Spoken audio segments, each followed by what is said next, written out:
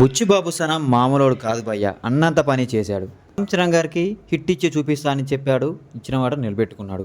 పెద్ది మూవీని సింగిల్ లైన్లో చెప్పాలంటే ఊరి కోసం చేసే పోరాటమే పెద్ది కథ. విజయనగరం జిల్లాలోని కొండ కింద ఊరు అది. వందల మంది జీవనం సాగిస్తున్న ప్రభుత్వ రికార్డులో ఆ ఊరికి గుర్తింపు అనేదే ఉండదు. అందుకే ఆ ఊరు అన్న, అక్కడి నుంచి వచ్చిన మనుషులన్న అందరికీ చిన్న చూపు. ఆ ఊళ్ళో పుట్టి పెరిగిన వాడే పెద్ది. రోజు విజయనగరం వెళ్ళి కూలి పనులు చేసుకుంటాడు. పేరుకి కూలి అయిన క్రికెట్ మాత్రం రాటుదేలిన ఆటగాడు. అందుకే విజయనగరం క్రికెట్ జట్టు వేలంలో పెద్దిని కొనేందుకు పోటీ పడుతుంటాయి. 6 బంతులకు 6 సిక్సర్లు కొట్టగలిగిన మొనగాడైన పెద్దిని ఆట కూలి అని పిలుస్తుంటారు. అలాంటి ఆటగాడు క్రికెట్ని వదిలి కుస్తీ క్రీడాకారుడిగా ఎందుకు మారల్సి వచ్చింది?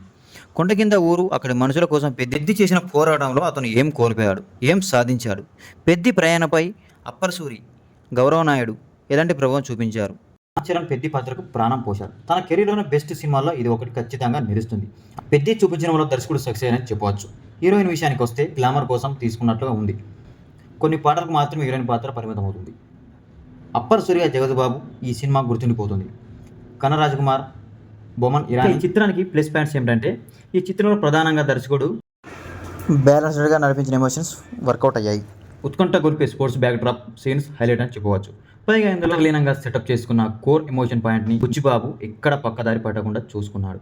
ఇక పర్ఫార్మెన్స్ల పరంగా చూస్తే mega power star Ram Charan నుంచి మరో డీసెంట్ పర్ఫార్మెన్స్. ముఖ్యంగా కుస్తీ కోసం సిద్ధమైన తీరు ఇందులో ఒక వేరియేషన్ అయితే, క్రికెట్లో ఆట కూలిగాడిగా ఒక యాటిట్యూడ్తో మెయింటైన్ చేస్తూ ఆ వేరియేషన్ని కూడా చరణ్ అద్భుతంగా పండించాడు.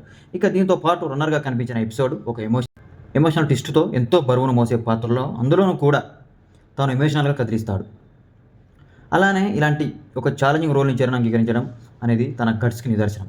ఇక తనతో పాటుగా సినిమాలో అంతకు మించి కూర్చొనిపోయే పాత్ర మాత్రం వెర్స్టైల్ నటుడు జగద్బాబుదే అని చెప్పడంలో ఎలాంటి సందేహం లేదు. అప్పటి సూర్య తన నటన ఈ సినిమాలో అమోఘం. అందులో తను ఇమిడిపోయి నటించిన తీరు తిరుపతి బాబు కెరీర్లోనే ది బెస్ట్గా నిలుస్తుంది అని చెప్పవచ్చు.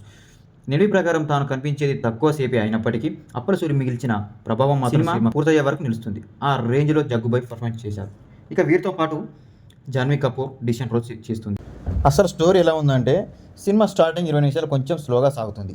ఏంటబ్బా ఇంకా స్లోగా ఉందనుకునే లోపే డైరెక్టర్ బుచ్చిబాబు తన గేర్ మారుస్తాడు. ముఖ్యంగా ప్రీ ఇంటర్వెల్ బ్లాక్ మాత్రం నెక్స్ట్ లెవెల్.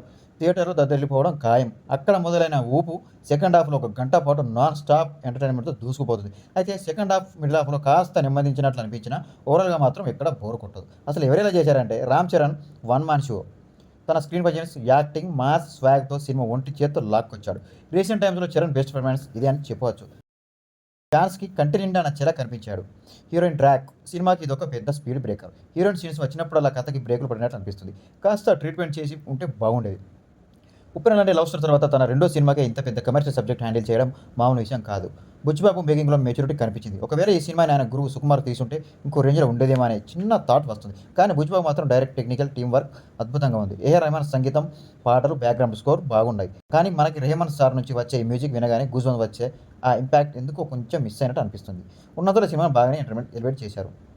రామ్ చరణ్ విశ్వరూపం అదిరిపోయే ఇంటర్వెల్ బ్యాంగ్, సెకండ్ హాఫ్లో వచ్చే 1 hour mass elements, grand visual, ఈ మేకింగ్ వాల్యూస్ మైనస్. ఫస్ట్ హాఫ్లో మొదటి 2 నిమిషాలు కొంచెం లాగ్ ఉంటుంది. సెకండ్ హాఫ్లో అక్కడ నెమ్మదించిన కథనం, వీక్ హీరోయిన్ ట్రాక్. చెప్పేది ఏమంటే, చాలా రోజుల తర్వాత తెలుగు సినిమాకి ఒక పక్కా commercial large scale visual feast దొరికింది. మెగా ఫ్యాన్స్కి ఇది ఒక పండుగే. నా దృష్టిలో ఈ సినిమా 500 కోట్లు సాధిస్తుందని అయితే అనుకుంటున్నాను. ఇంకెందుకు ఆలస్యం, మీరు కూడా సినిమా టికెట్లు బుక్ చేసుకొని వెళ్ళండి. అలాగే మన ఛానల్ని లైక్, షేర్, సబ్స్క్రైబ్ చేసుకోండి. Thank you watching this video.